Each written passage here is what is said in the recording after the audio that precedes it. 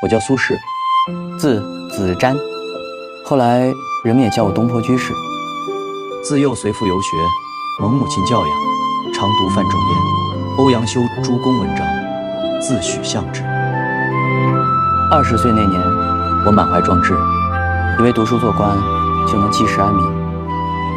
可后来才明白，世事并非全由我心。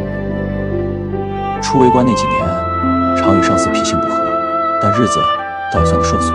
直到仕途的第13年，王安石变法，我写了《上皇帝书》，陈述己见，却终究难改时局。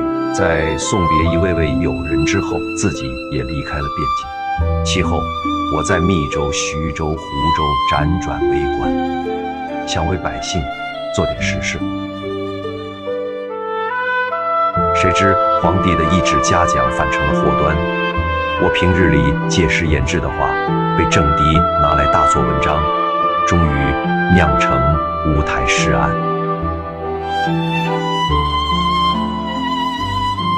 那时的我心知大难临头，尤其惦念着自由，便写信与他做最后的嘱托。得王安石等同僚出手相助，我才幸免于难。被贬黄州的正月初1，我踏着风雪启程，前路漫漫，心里却一片茫然。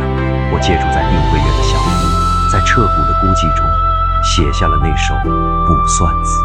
幸得安国寺纪莲大师点化，自省的同时，也学着用心体悟周遭的每一寸生活。我试着把困顿的生活过得有滋味，法禁再严也挡不住我深夜翻出城墙，与友人饮酒烤肉。去沙湖途中遇雨，我便顺势前行，待风雨停息，悠然吟出一阙《定风波》。一夜与友人于赤壁泛舟饮酒，怀古伤今，写下念奴娇，赤壁怀古，既畅快又清醒。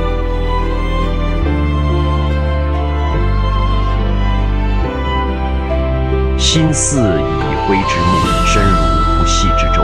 问汝平生功业，黄州、惠州、儋州，自笑平生唯口忙，老来事业转荒唐。回望平生，万般皆过眼，唯愿少年时的那点心意，还能照亮前路。